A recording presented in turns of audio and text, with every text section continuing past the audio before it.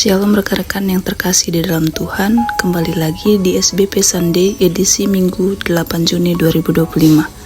Sebelum kita membaca dan merenungkan firman Tuhan, marilah kita bersatu dalam doa memohon bimbingan Roh Kudus.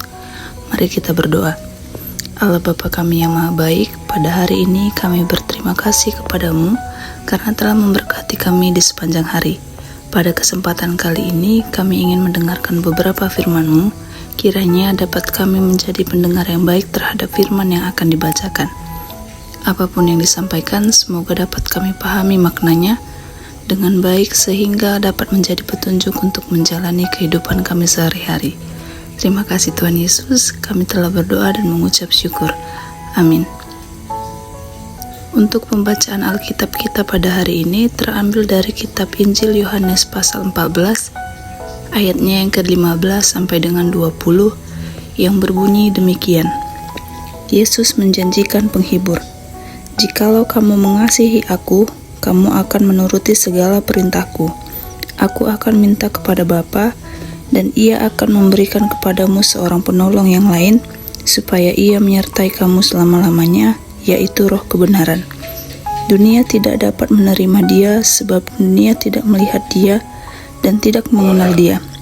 Tetapi kamu mengenal Dia sebab Ia menyertai kamu dan akan diam di dalam kamu. Aku tidak akan meninggalkan kamu sebagai yatim piatu. Aku datang kembali kepadamu. Tinggal sesaat lagi dan dunia tidak akan melihat aku lagi, tetapi kamu melihat aku. Sebab aku hidup dan kamu pun akan hidup. Pada waktu itulah kamu akan tahu bahwa aku di dalam Bapa-Ku dan kamu di dalam aku dan aku di dalam kamu. Demikian pembacaan Alkitab. Adapun renungan kita pada hari ini yang mengangkat tema Roh Penghibur, bukti manusia tidak sendirian. Ada suatu pemahaman tentang keberadaan Tuhan yang dikenal dengan istilah deisme. Suatu ajaran yang mengakui adanya Tuhan sebagai pencipta alam semesta. Namun, deisme memandang Tuhan tidak ikut campur tangan terhadap urusan manusia dan alam semesta. Dengan kata lain, Tuhan tidak peduli dan bersikap acuh terhadap ciptaannya sendiri. Ibarat pembuat jam, habis jam selesai dibuat bisa berdetak-detik sendiri, lantas pencipta jam itu kemudian lepas tangan. Bagi pembuat jam tersebut, urusannya sudah selesai dan selamat tinggal. Tetapi tidak demikian dengan Tuhan yang kita kenal dalam Kristus Yesus. Tuhan tidak hanya mencipta, Ia hadir dan berkarya di dalam dunia, kemudian karyanya itu terus berlanjut di dalam pekerjaan Roh Kudus. Tuhan Yesus tidak akan meninggalkan para murid bagi yatim piatu. Sebaliknya, Yesus menjanjikan Roh Penghibur, penolong dan kebenaran. Rohnya itu yang akan meneguhkan para murid dalam menjalankan tugas tanggung jawab memberitakan Injil Kristus. Namun, terdapat satu kondisi agar roh kebenaran itu datang dan menyertai setiap orang percaya selama-lamanya, yakni ketika setiap orang percaya mengasihi Kristus dan mewujud nyatakan kasih itu dalam praktik hidup, melakukan segala perintah Tuhan Yesus. Sobat muda, karakteristik pemuda-pemudi Kristen adalah kasih.